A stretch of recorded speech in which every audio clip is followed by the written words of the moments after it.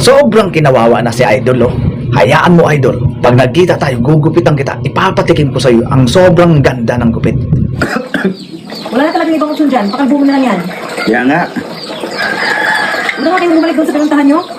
Kaso pala yun eh. Uncle kasi, doon ako tinuro eh. Ako na lang kaya magkupit yan. Gagastos pa tayo. Madali lang naman yan. Kakalbuhin lang naman yan eh. Ayaw, di ma. Ito mo talaga. Madali lang naman. Kalbuhin lang eh. Gagastos pa tayo. Hindi na ako na magkupit. Labo ba? Oo. Dati ako nang tagagupit sa'yo eh. Madali lang to. Wala nga talaga si Smokoy. Pwede ko ba kasama si Smokoy? Eh, ano namang ikakaso natin doon? Pigil eh. Tigil eh. Pambababoy kasi binaboy niya yung ulo ko. Pwede ba? May kaso bang ganon? Meron, pambababoy. Pigil eh. Kisagit lang bumisagit sa amin. Sige na yan. Bakalbo mo nga eh. Oh, yun mo. Gusto ko sana undercut. Oh, undercut dapat dito. Kaya nga. Bakit dito sa itaas? Ah! Ba't ka nga naman? Iniipit ang gunting eh. Yung likod mo kasi. Mapuro yung gunting mo. Tika lang nga lang. Uy, walang yan. Huwag ginawa sa buko. Ang ganyan nga yung kalbo. Kalbo. Ginawa mo parang kinagat-kagat na ng aso. Mare! Uy, Mare! Anong latest? Anong balita? Yung kapitbahay na pulis. Kapitbahay nyo? Sino ama? Di ko alam. Ha? Em! Paano to? Bukas lang yan. Balita. Nangyari sa buko. Ginawa ng turo sa traksyon. Ginawa ng nagdinagdang pulayan, restirases.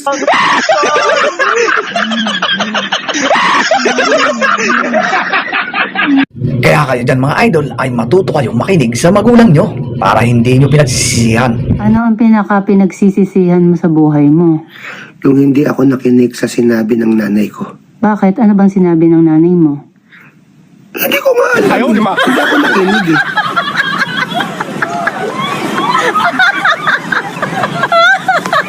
Siguro mga idol ay sa ibang bansa ito dahil mukhang foreigner ang yari.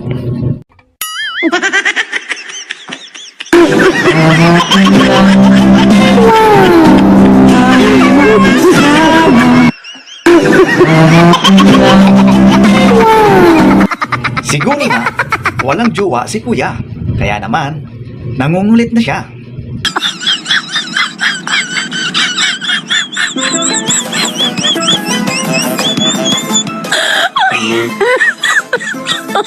Oh my God!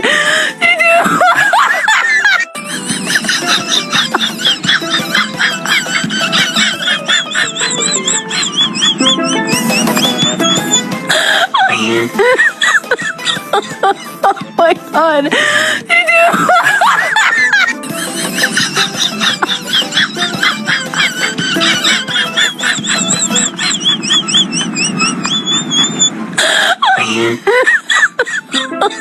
Oh my God!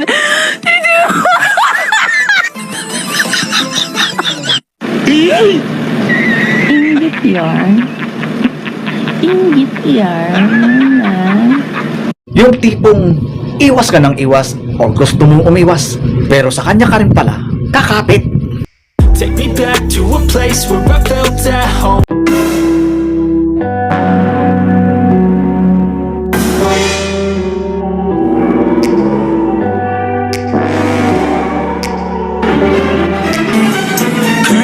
Good night, baby.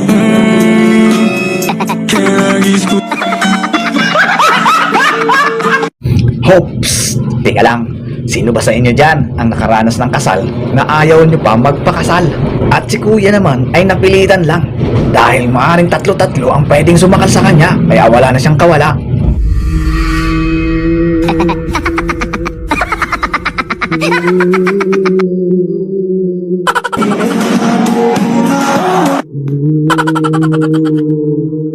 Naku, patay. Nag-ikot na naman si Madam. Sobrang taba ng puso ni Madam. Grabe, namimigay ng blessing.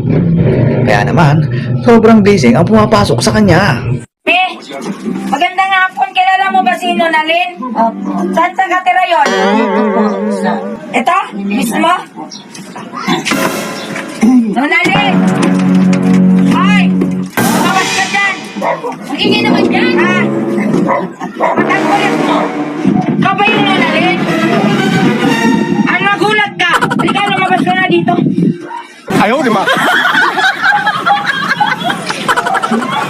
Pag mo tinatawag yung anak mo, ikaw lang ang kailangan ko. Eh, paano kasi ito ang kulit? Ah, huwag kang nakikisali dito, ha? Sino ka ba? Ikaw ba yung makulit? Pasensya na po kayo, ma'am. Kami lang po kasi yung tao dito. Wala po kasi asawa. Ma'am, bakit po ano po kasalanan niya, ma'am? Bakit po ano? Eh, ano lagi ng problema? Ano wala mga kulit niyan? Bakit po ano? Nagawa sa inyo. Ito yata yung nagbabag sa akin sa social media, eh. Hindi po, ma'am. Anong hindi? Hindi po talaga. Akala mo hindi kita makikita dito? Supporter niyo po ako. Anong supporter? Lagi po ako nakasubaybay po sa inyo. Ganyan kayo! Supporter na kayo ngayon dahil nakita na kayo, nakilala na kayo. Ako nunilin, tigil-tigilan mo ako, ha? Pasensya na po kayo, ma'am. Kumukulit po ako. Wala po kasi trabaho. Anong wala? Anong pakialam ko kung walang trabaho sa mo? Ma'am, ano lang po yan? Mahirap lang po yan. Huwag niyo naman po anuhin ganyanin yan, ma'am. Ayan, eh gusto mo mahirap kayo, ayan, pagbibigyan kayo. Ano bang kinukulit mo ng PM sa akin? Ilalapit ko po sana yung sitwasyon po. Ito, dahil wala kayong bigas. Tingin mo na wala kayong bigas. Ano naman pakialam ko ngayon kung wala kayong bigas? Ang dami-dami mga kulit akong kinukulit mo. Ano, sorry? Ma'am, grabe naman kayo, ma'am. Wala naman po yatang ginagawa sa inyo, ma'am. Sobra naman po kayo sa tao. Alam mo, ikaw kanina ka pa, ah. Ano na, concern lang po kasi ako, ma'am, dyan sa ano po, sa kapitbahay namin. Grabe naman po kayo. Ano bang trabaho mo, Nonalyn? Single mother. Ay, ano? Ah, kita mo, pinatay mo na ang asawa mo!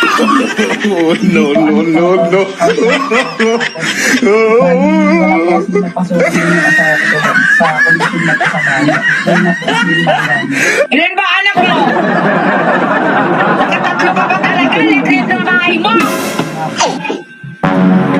O anong problema mo ngayon? gusto ko po sanang nakaipon kahit kaunting tulong po. Tapos sa mga anak ko po.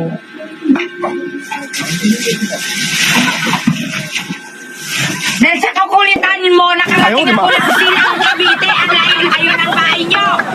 Ayan lang gano'n. Ay, grabe. Pinadala niya po. Grabe. Nadalang ko ng biscuit yung mga anak mo, anak. Para, ikaw ba yung nakita ko sa vlog kagabi? Bebe, kawawa. Salamat, ma'am. Salamat. Yung pangalan mo? Yun. Anong grade mo, anak? Anong baon mo sa school? Anong baon mo sa school? O, pasok na rin po sana sa school. Kaya lang po, may problema po kasi may certificate na declared po. Wala po akong pera. Ibig sabihin, hindi mo ba naparestro tong bata? Ma'am! Uy! Pero ito ang kailangan. Kasi kailangan niya pumasok sa school. Talaga, ibibigyan kita ng konti para pambili mo ng bigas, ha? 2 hours later. Opo! Opo! Kuya! Saan yung asawa mo? Sino Nalyn? Madam! Anong madam? Ayaw, di ba? Anong madam? Makulit ka! Ano bang meron dito sa bahay niyo? Yung nasa ano? Oo, siwan mo lang dyan. Ganitsong ka dyan. Kilala ko yan yung Asan na yung bigas? Asan na yung bigas mo sa akin? ang ganda niya sa personal, ma'am. Ito ba? Yan lang sa iyo. Hello po. Kami naman po, ma'am. Talaga, ha?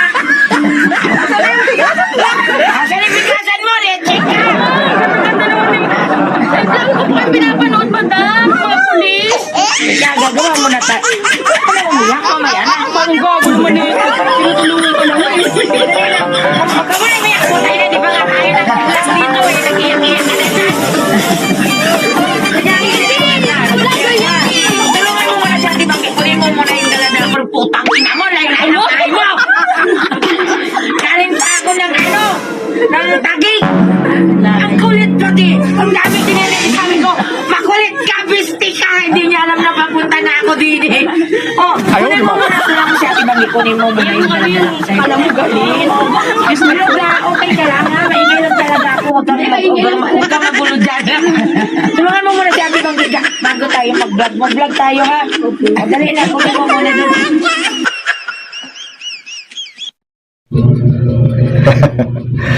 Baboy na. Binaboy pa.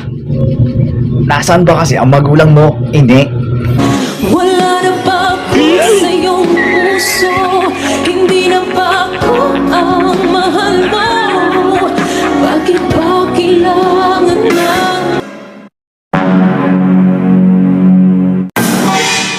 Ayaw, di ba?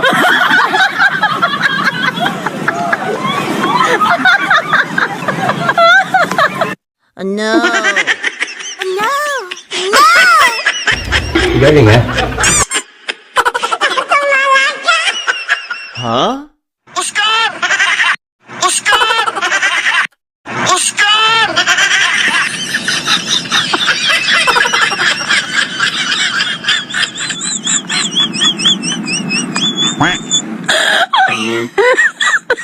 Pinuntis mo ako!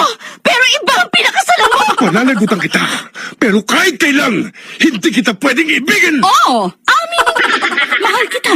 Nang dahil sa salapi mo! At nang dahil sa pag-ibig ko sa'yo, handa Lang ako ang minahal mo! At hindi ang pagkatao ko! Sobra daw kasi ang lamok sa bahay ni Kuya. Kaya naman, mas mabuti pa maglatag sa ilog. Wala pang lamok.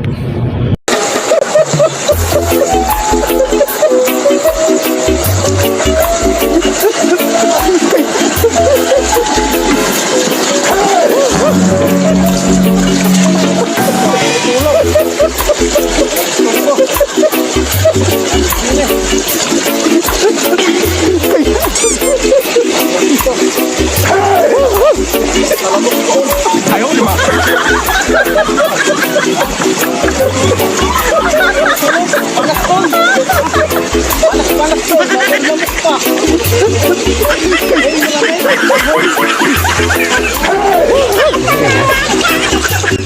Loya is motorin at madalas nila na Oh,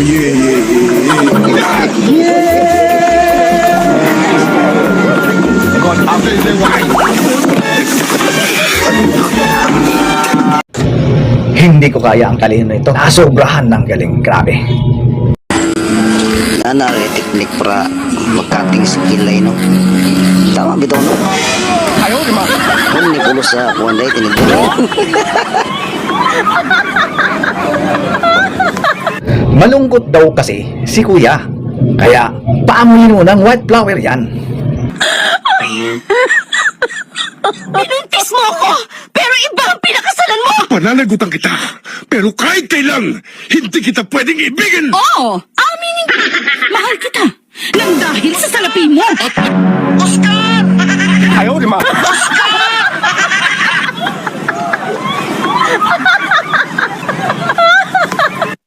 Ganon kamahal ni Kuya ang kanyang girlfriend.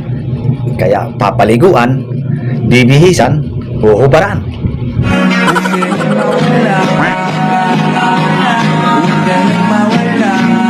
Ayaw, di ba?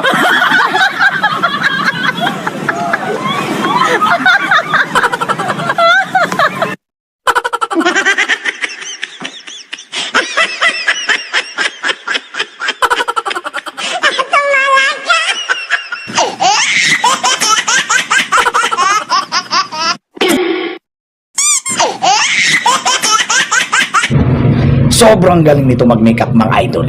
Panoorin nyo. For today dahil napaka-amazing talaga tayo mag-makeup mga madam. Dinaya talaga tayo. Another client for today dahil napaka-amazing talaga tayo mag-makeup mga madam. Dinaya talaga tayo mga madam ha. Nag-travel talaga si madam ng 2 hours para sa ating magpa-makeup. And as you can see naman mga madam, napakagaling po talaga ng makeup. Wapo talaga yung gusto niya. Medyo nahihirapan ako kay madam mag-contact lens kasi medyo maliit yung mata niya. Kaya pinipilit ko na lang talaga na ipasok yung contact lens sa mata niya. Medyo nagdalas yung contact lens kaya napag-isipan ko na lang na ilagyan na lang ng tubig. Nagkailan ko lang ako ng konting glitters sa kanyang mata. So nagay na lang din ako ng mga beads para mas maganda din siyang tignan para ka talaga. Tapos yung sa kilay naman mga madam, ginalingan ko talaga yan ha. Grabe, napakaganda talaga ng resulta. Ginalingan ko talaga yung pag-makeup sa kanya kahit nahihirapan na ako. Pero ganyan talaga yung buhay. Gagawin talaga yung lahat para sa pera. Super satisfied talaga yung client natin for today. Sabi nga ng client ko, babalik daw siya ulit sa akin dahil napakagaling ko daw mag-makeup. May konting blush lang ako dyan na nilagay and konting eyeshadow. Tapos nilagyan ko ng mga glittery para mas maganda talaga. Medyo nahirapan lang ako pero carry. Thanks for watching! Ayan, sa sobrang galing, ayaw na halos tanggapin ng mata ang contact lens. Naranasan niyo bang managinip dahil nahabol daw kayo sa pagtakbo nyo ay bigla kayo nalaglag sa isang bangin na hindi na kayo makawala?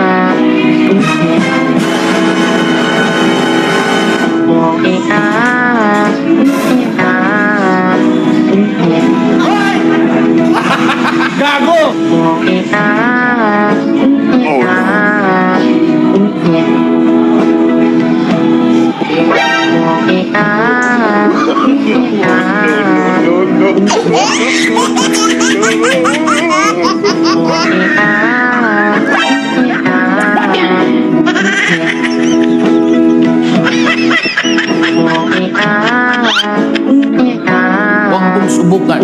Masisira ang bahay.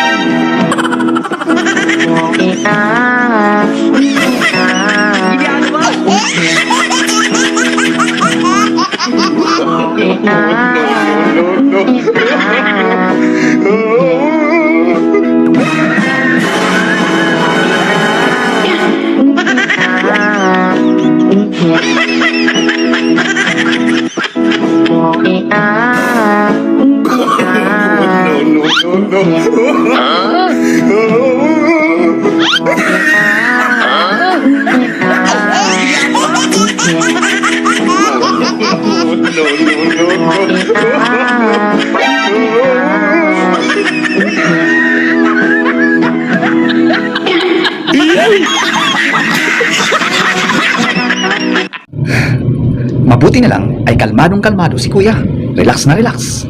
At kung nag-enjoy kayo sa kanilang mga video, ay pahit notification bell naman dyan para updated ka sa aking mga bagong video. Thanks mga idol and God bless. Bye bye.